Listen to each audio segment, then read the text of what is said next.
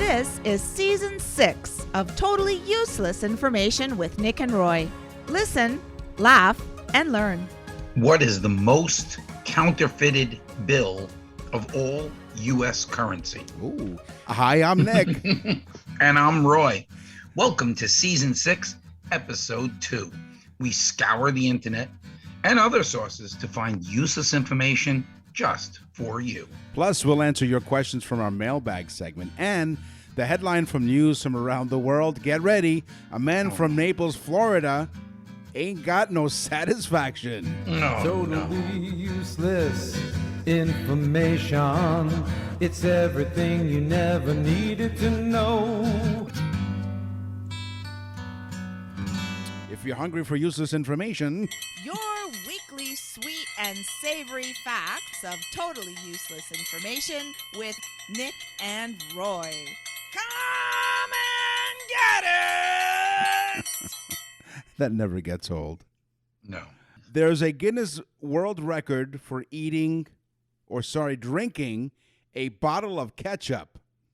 Drinking a bottle of ketchup? Andre Who would do that? Ortolf of Germany holds the world Thank record. you. There you I go. said, who would do that? You go, Andre? From Germany. You ask, I'll answer. He's from Germany, holds the world record for guzzling tomato ketchup, drinking the condiment through a straw. He downed a bottle of ketchup in 17.53 seconds. That's a lot of tomato ketchup. No, I don't even want to think about that. Ew, hold the mayo. Cucumbers. We put them on our eyes and stuff like that. Mm-hmm. Or we eat them. Mm-hmm. Yeah. But cucumbers are 96% water. Oh. They're only 4% of whatever else they are. 96% is water. So next time you're playing sports or doing something like that, it's a great thing to eat.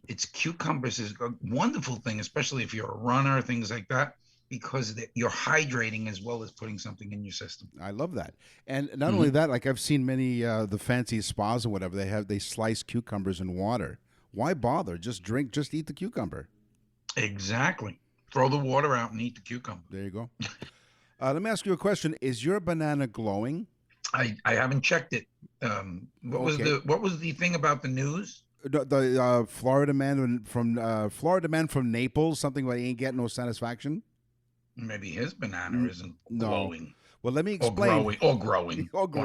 Yeah, it depends if he's lying or not. Bananas are rich in potassium, a mineral that balances water levels in the body, as well as keeping blood pressure healthy. So bananas are good for you. We know that. But a small proportion of that potassium is the unstable radioactive form, which you are swallowing alongside the regular potassium every time you eat the fruit. Other fruit and vegetables rich in potassium will have a teeny bit of radioactivity in them. Thankfully, it's next to impossible to get a significant dose of radiation from eating fruits and vegetables, so it's okay. Nick? Yes? Get ready to be amazed. Okay. According to the Plant Information Center, or PIC. Mm-hmm. You know what? I just thought of something. If I worked there, I'd be Nick from PIC. Yeah. A one-sided, dry, indehiscent fruit with a hard pericarp derived from one loculed ovary. I probably got most of that wrong, but it did sound pretty smart. I'm right? sure a botanist will write in at nickandroy.com and correct you, but go on. What about I'm sure. it? What about it? But that is the description of a nut, nut that we would eat, let's say a walnut or peanut. Okay, but an almond is a drupe, a fleshy plant with a stony endocarp. So what you're saying is your nuts can droop. Is that what you're getting at? No. It's a stony endocarp. So basically, it's explaining you, Nick, being that the marijuana is legal in Canada. Yeah. You're a stony, limp, fleshy drope. There's a greeting card with just that on there. It's beautiful, isn't it? It is. You know the fuzz on your peaches? It's the limp banana. No. It's It's the glowing banana. This is the fuzz on the peach. There's a genetic difference that means peaches have their signature fuzz. Not like the police, but anyway, right. Signature fuzz. There's a genetic difference between a peach, which has their signature fuzz, and nectarines. They have a smooth skin. Peach fuzz tends to collect water droplets, keeping water away from the skin underneath so that peaches they rot less readily than nectarines do. Wow. And also pests don't like the peaches as much as nectarines because they don't like to get their legs tickled by the fuzz. The old fuzz. The old fuzz around the peaches. Fuzz tickler. Yeah. I had a fruit bowl once. It was a banana and 2 peaches. But Nobel, the Nobel Prize guy. Yeah. He invented dynamite. We spoke about that on the show. And he was also very upset about it. If you remember, he created the Nobel Peace Prize because he was so upset that he invented dynamite, which became a weapon of war. Right. He used nitroglycerin to make the dynamite. And one of the main ingredients in nitroglycerin, where do you think nitroglycerin is derived from? That's a good question. Peanuts. Peanuts. The glycerin for nitroglycerin is usually derived from peanuts. Wow. Mm-hmm. So the nitroglycerin that goes boom, that will really droop your nuts. Oh, sure. And if you want a good, you eat a peanut and it's like, boom, it blows right in your mouth. Not in your hands. Around there are 500 million Tim Tams sold every year.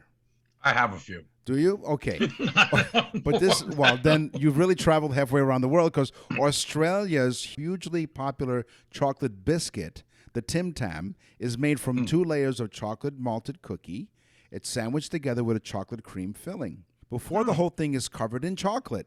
So if you really like chocolate, this I was just gonna say, sounds good to me. Tim what the hell? Tams, by the way, were named after a horse that won the Kentucky Derby in 1958. Around 45 million packs, that's about 500 million biscuits in total, are sold every year in Australia. Tim Tam.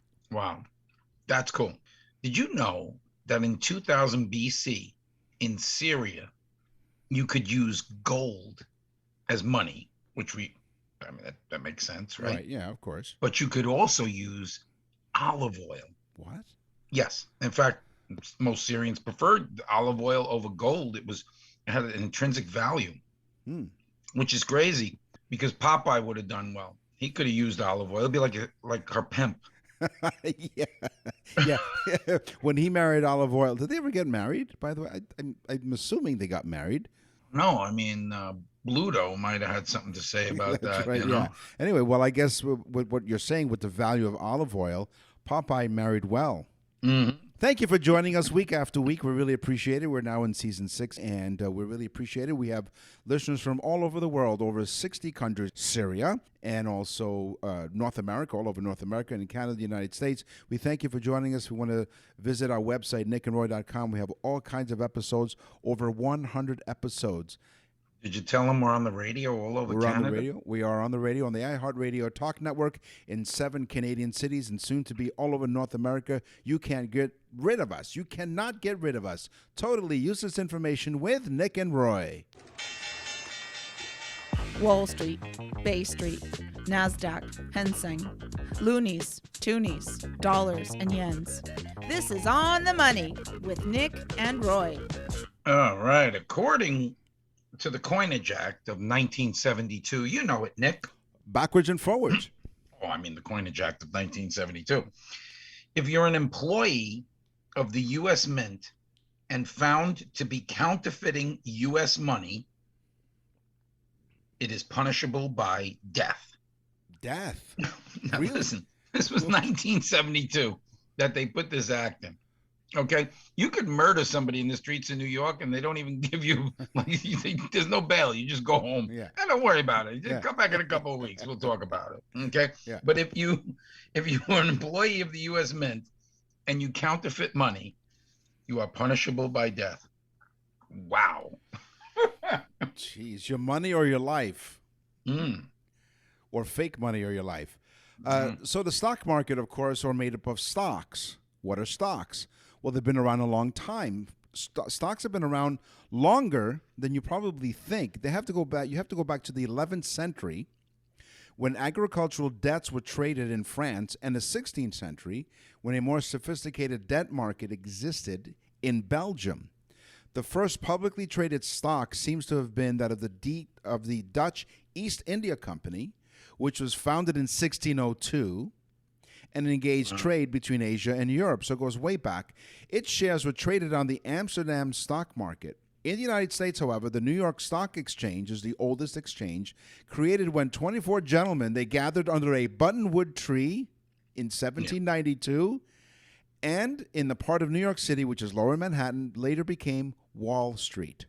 You remember when we first went to high school, we just had met each other. Yes. And we did a report. Yeah. And we did the Freedom Trail down in Manhattan. Yes. And we were by Francis Tavern, Yeah. which is literally across the street from Wall Street, that the pictures that everybody always sees. And it's where Washington gave his farewell address to the troops. It's really an area that's so steeped in history. It's fantastic. Yep. So if you're in New York, do the Freedom Trail. It's fantastic. It's in Lower Manhattan, yes. Most of my things today are about money, counterfeiting, and things like that. This one is my teaser. Okay. What is the most counterfeited bill in the U.S.? And most people say 50 or 100, right? Well, I would think so, because I would guess the same, because not because I do it, but because it's the most common denomination. Oh, no, wait a minute. Hold on. $20 bill. That was going to be my second guess. Do I win anything? Yeah, you win some counterfeit money. No, it's a $20 bill. Huh? The second most, what do you think that is? The $10 bill. What the heck? No, it's the 100. The 100? See, that was a trick question. Oh, boy. Okay. The theory is 20s go quick and you can just pass them quicker, than a $100 bill. We all have heard about a credit score, okay? And one of the companies that you get your credit score from is Equifax.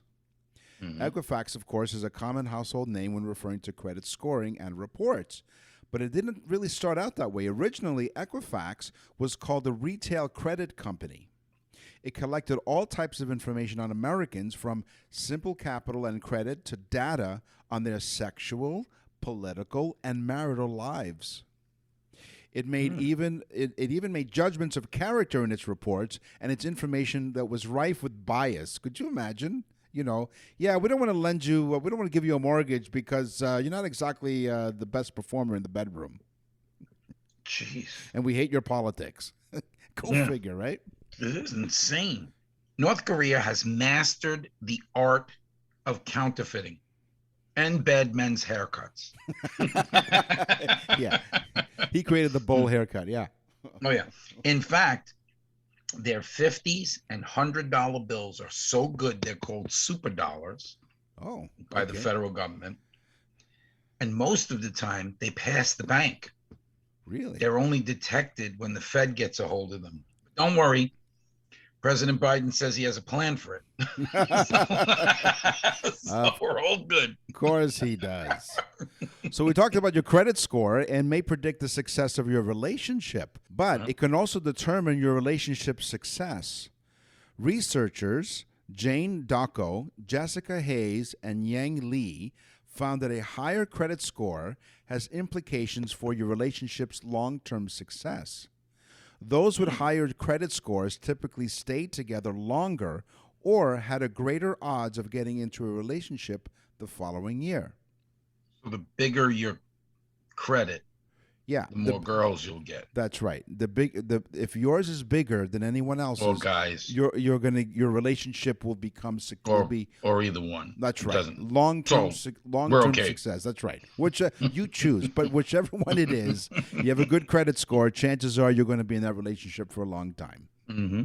Let's face it, money is a big deal in relationships. Sure. I'm glad my wife has a lot of it. Is her name Olive Oil by chance?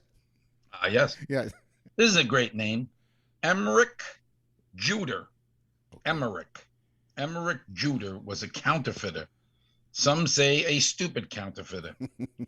He printed phony $1 bills. Okay. He printed just enough to live on. So he didn't overuse them. He'd go to the store and use a lot of $1 bills, mix it up with some of the other money. It took the feds 10 years to find this guy. Wow. Okay, now here's where the story, this is the one you're going to tell people. Okay? Yeah. So they find him.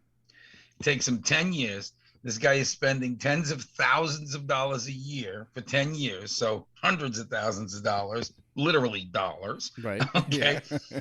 And then he's arrested at a Dollar General, probably. But listen, he only spends 4 years in jail. Oh. So he's put in jail for only 4 years. He spent all that money for 10. They put him in jail for 4. When he gets out, Hollywood buys the rights to his story Oh. for hundreds of thousands of dollars. So this guy, he made out big time by printing singles. So was there a movie that was made about this guy? I could not find it. Wow. The Emmerich Judah story. So sorry, what was his name again? Emmerich Judah. Yeah, that's not his real name. That's a fake name. Come on. I know. Who would name their kid Emmerich and then be a counterfeiter? Come on. Literally, the name of the movie should be The Buck Stops Here. That's right. Now available in your local theater. We've all heard of loan sharks. United States, during the time of Civil War, newspapers called the practice loan sharking because the lenders employed the same ruthlessness as the great predators in the ocean, well, like sharks. Aggressive, angry, and greedy. They can do many illegal things to get repayment, these loan sharks, like kidnapping or even killing. Oh, yeah. Da-da, yours money. Da-da, pay us back. Yeah. Da-da. Like in the movie Goodfellas, where he's there and he goes, give us the money. Come on, give us the money. Come on. What are you doing? Put the phone down. Just give us the money. You're listening to Totally Useless Information with Nick and Roy. Innovations, ideas. The Totally Useless Information Podcast presents Inventions. Did you ever have a remote control car? I did not. No? But funny story. I dated a girl whose dad was very influential in producing the remote control circuitry that becomes all of the remote control cars and drones and everything. And he did it for the U.S. military. Well, Nikola Tesla, he could probably thank Nikola Tesla. He's one of the great inventors of the world. In 1898, at the Electrical Exhibition in a recently completed Madison Square Garden, Tesla demonstrated what was hard to imagine. He explained it was a boat equipped with a borrowed mind. Everyone at the exhibition was excited and expected a surprise from Tesla, but no one could imagine a radio-controlled boat from the, quote, mad scientist. Right, that's what they called him. He decided to trick them into believing they could control the boat by shouting commands and encourage the crowd to ask questions of the boat. So he would say, "What's the cube root of 64?" And the lights would go on the boat, flash 4 times. Okay? So while the crowd thought that Tesla was controlling the boat with his mind, Totally messing with them. he was sending signals to the mechanism using a small box with control levers on the side. What Tesla invented in 1898 with his remote control boat was the birth of robotics. His invention was far ahead of its time, and the crowd that observed it at the exhibition could not imagine its practical applications. But he did, and therefore the girl you used to date, her dad now has a job. Yeah. He's a boat captain. Yes. Aye, Captain. Harvey Ball. Not Harry Ball. No. Not Harry Balls. Right. No. This is Harvey Balls. Harvey invented something we've all seen. Yeah. I think everybody in the world has seen it. What is it? The smiley face. Really? You know the T-shirt smiley face, the circle Yeah. with the eyes and the smiley mouth. You know what he was paid for that? $45. No. He was paid $45 for the idea. Okay. When he realized how popular it became and what a mistake he made, he immediately invented the sad face. Wow, $45. Harvey Ball. Not to be mistaken with Harry Balls. No, that was his cousin. So we've all called somewhere, and sure enough, there's that music on hold, right? So the person who sort of discovered this was a factory owner, and his name was Alfred Levy, who by one account discovered that a loose wire touching a steel girder, his telephone company's phone system was picking up the broadcast from a neighboring radio station. When the callers were placed on hold, they no longer heard silence but the music coming from the radio station. And therefore, that's when he sort of invented and patented music on hold. I just shorted out the system. Exactly. And the radio waves came through. I just thought of something. If you're a business owner and you have this system, right? Just about everybody does, and you want Roy and I to be on that system and provide your company with useless information, we'll record a whole bunch. Send us an email. Your people will stay on hold for hours listening to us and not even be mad. In fact, they'll be upset when you pick up the phone. That's right, because we'll be in the middle of a fact and say, hey, did you know where this came from? And then, hi, can I help you? No, put me back on hold. No, put me back on hold. I have to figure out what the hell they're saying. So go to nickandroy.com. If you're a business owner and you want us to record a whole bunch of useless information for your messaging on hold system, send us a message and then we'll talk. We'll negotiate and we'll provide useless information for your business. We are like customer service gurus. nickandroy.com. Yes. Margaret E. Knight invented something at the age of 12 that saved literally lives and limbs. Oh. The auto shutoff of the fabric mill machines, the textile machines. Right. If they got stuck, they automatically shut off. That's now literally before that, the machine would keep going and drag a person into it and rip their arm off or their, or whatever the hell it picked up on. That's why people say that clothing costs an arm and a leg. No, literally. So she invented but thanks to Margaret E. Knight at the age of 12. Well, that's what I was thinking. So if she invented this at age 12, she must have had experience, which means this was in the height of like child labor. Yes. Well, they gave her an award, and they gave it to her in her left hand because she had lost her right arm. No, she gave her right arm for that. Oh, my God. So the family of, what was her name? Margaret E. Knight. Yeah. Had she met Harry Balls, she probably would have married him. Yeah, exactly. So we all remember the club. The club, right? That's the invention where you basically, it prevents people from stealing your car. James Winner Jr. was a winner indeed. He invented the club. James Winner Jr. The anti-theft device for your car was an inspiration from him when right after his Cadillac was stolen. And he remembered back to his time serving in the Army when the steering wheels of Jeeps could be protected using chains.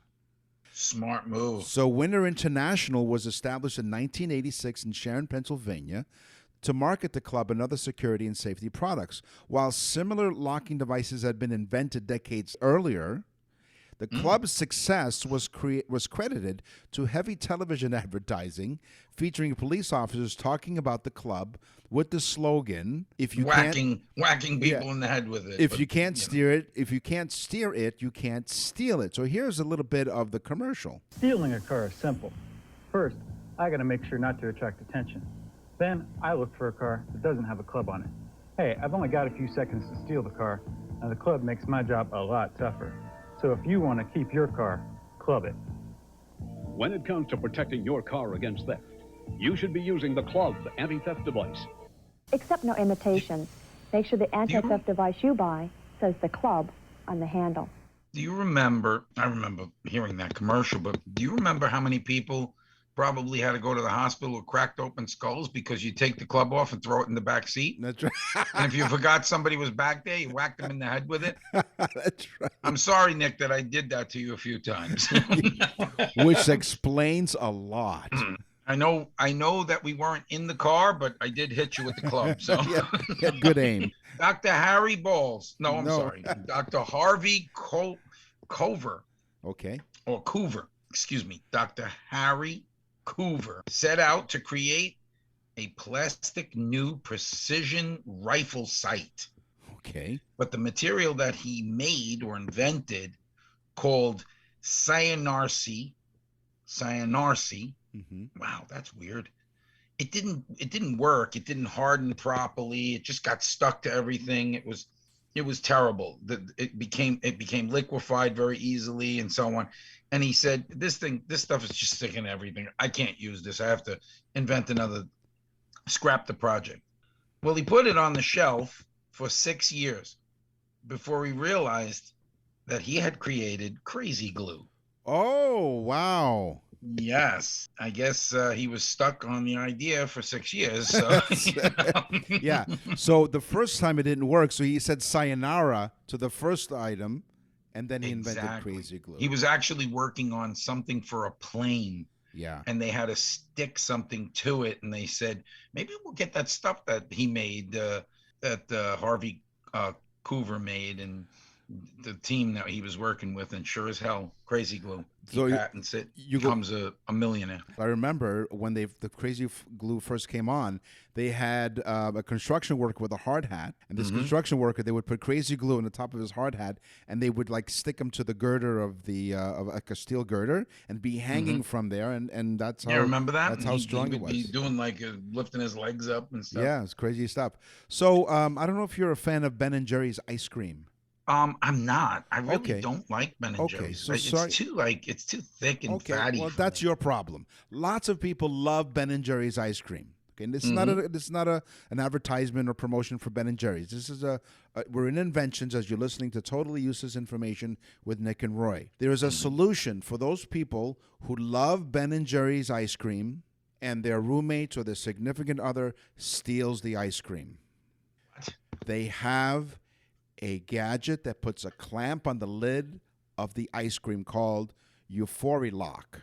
The Euphory-Lock is a two-piece plastic collar contraption designed to fit standard pint containers. One half slides up over the bottom of the pint. It screws in the top ring, outfitted with a 3-wheel dial mechanism, and you rearrange the digits, of course, and voila. Your froyo or your Let me just explain something to those stoops that invented that. I would turn it over on the table, cut the bottom open, eat the ice cream, and then put it back in the freezer. When they unlock it, they'll find an empty container. And when they when they realize there's nothing in there, I'll be like, "You didn't use that locking system, did you? You know it evaporates." You know what? They should have used. They should use the club. The club of the Ben and Jerry's ice cream. I belonged to a club when I was younger. Yes. The Playboy Club. The magazine would come every month. Hold on. Yes. Before you go, tell me your next one. So this, You're still stuck on ice cream? You're still stuck on the ice cream because of my tongue is stuck on the ice cream. This delightfully tongue-in-cheek concept came from one of their customers who suggested that they start selling their ice cream in stainless steel containers with padlocks on them, and therefore they came up with this idea: Euphory-Lock for your Ben and Jerry's. The Haagen-Dazs has a better idea. It's a German saying that says, "We will kill you if you take our ice cream." Joseph Brahm. Yes. The man who invented the modern toilet. Okay. What is the not modern toilet? I don't know. But he invented the modern toilet. He also invented something else. The beer tap. Oh. Tap beer was invented by Joseph Brahm. He said, "Let the beer and the crap flow."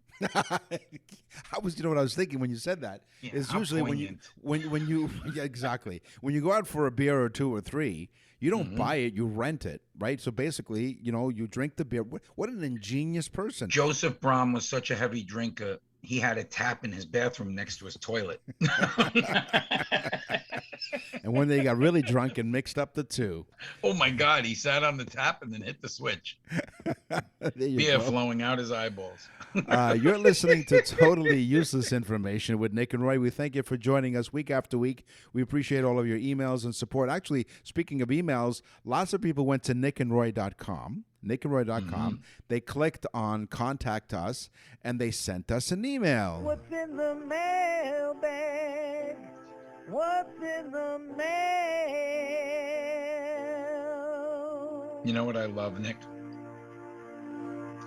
This week, I don't even know how many birthday message cards. We do a special birthday, totally useless information for people's birthday, and then they open it up and they on the day of their birthday, and they have this totally useless information done by Nick and I, and it is the coolest card. Everybody that has gotten them has said how great it is. So, but I'll have my mailbag. Chauncey from Maryland. Chauncey. He says, "You guys make my week. You guys make my week." Not my day, but not his day, but his week. No, yeah. He says, "You guys make my week." I use your information all the time now. People think I'm really smart. Useless but smart. Yes. You guys should do videos or Facebook Live so people can see you as well as hear you. Now that's really funny because apparently he hasn't seen us. Yes, Chauncey. So he needs to go to the picture section. But then again, he did see us. He was on our website. Yeah. So maybe he's just crazy. So our pictures that are on the website are our high school pictures because we've been high school friends, right? So those of you who have just joined us, thank you for joining us. Roy and I have been high school friends, so over 40 years. The pictures you see on the website are our high school pictures. Yes. Mm-hmm. Now, I think it's a reunion picture, though. I'm not sure. No. That picture actually are our high school pictures that they took, for our graduation. Oh, okay. So, tells you how much I'm on the website.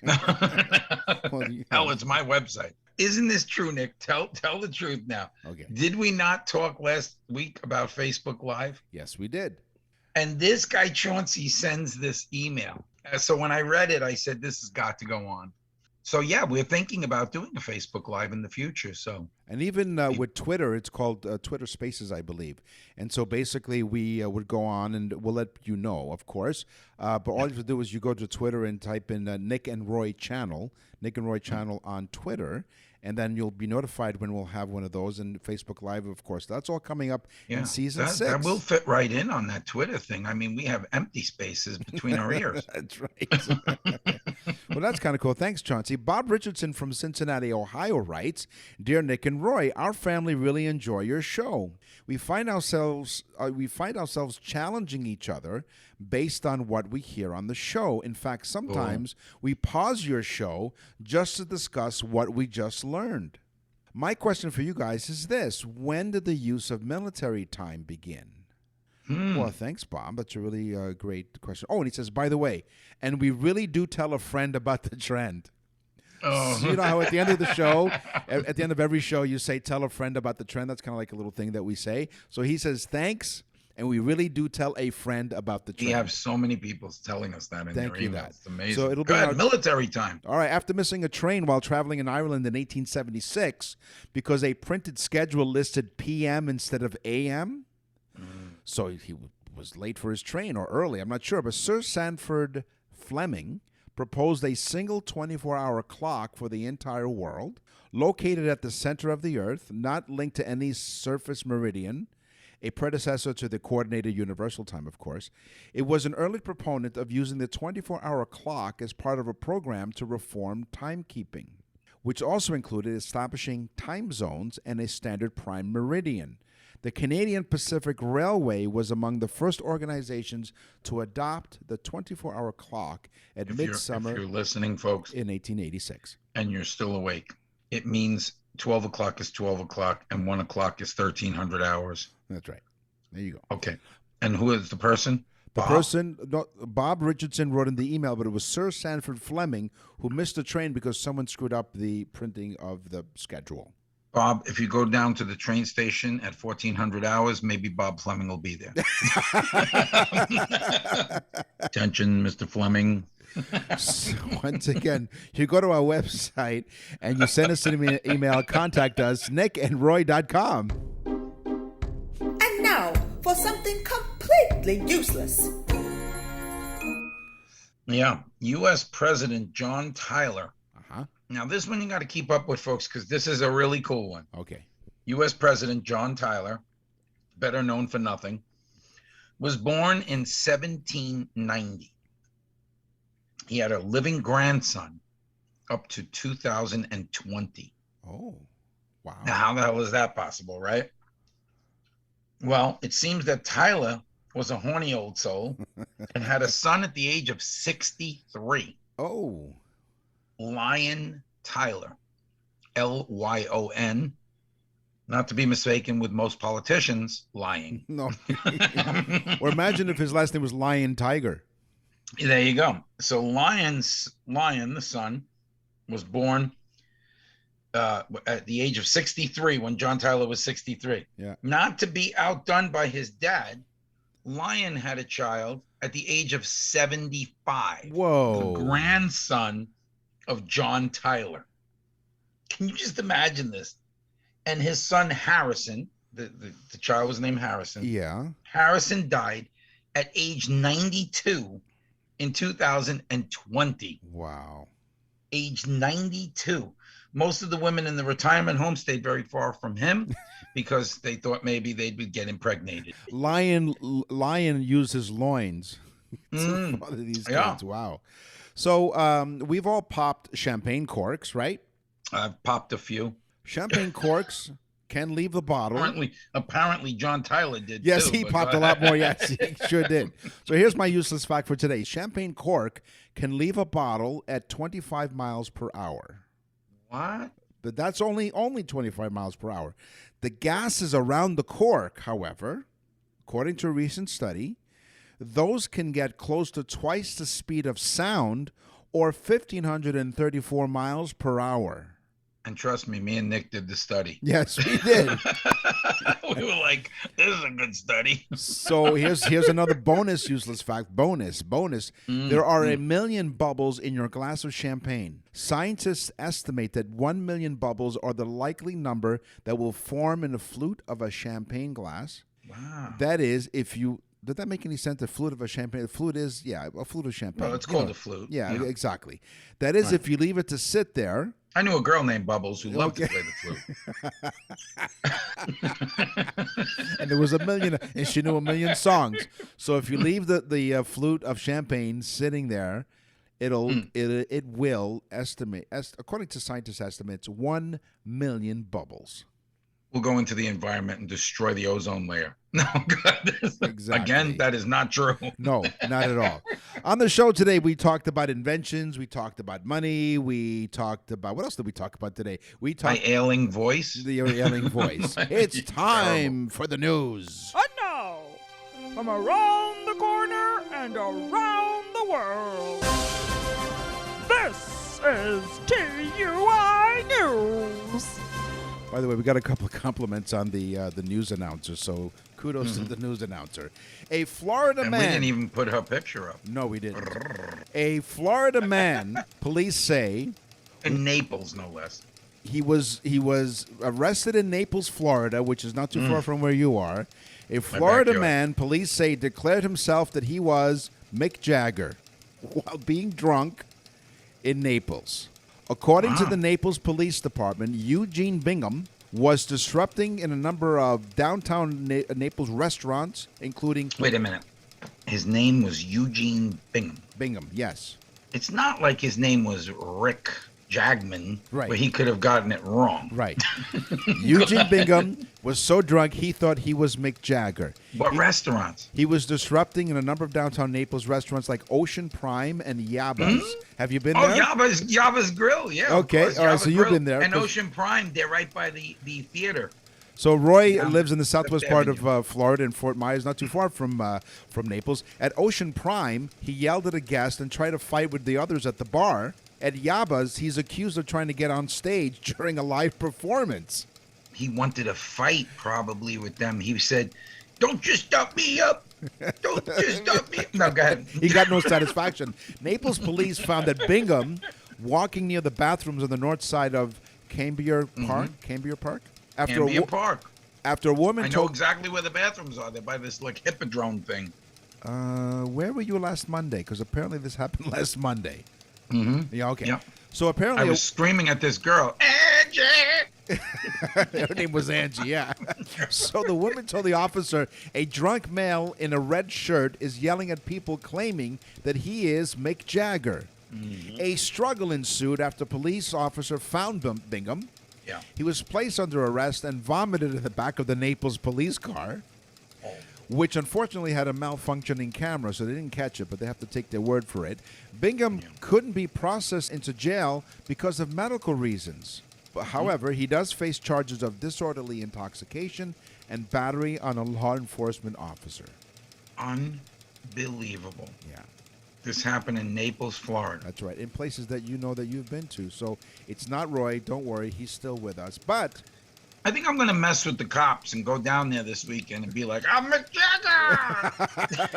Oh, no, not you, copycat. That's all the time we have for this week's episode. Thank you very much for joining us. We encourage you to go to our website, nickandroy.com, leave us a message. And once again, if you're a business and you want us to be on your on-hold system, go to nickandroy.com, click on Contact Us, and we'll talk about being on your on-hold system with useless information.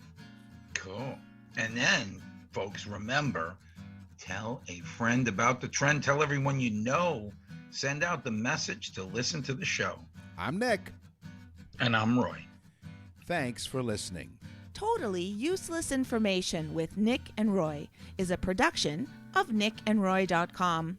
Visit nickandroy.com to access the full library of episodes or wherever you get your podcasts.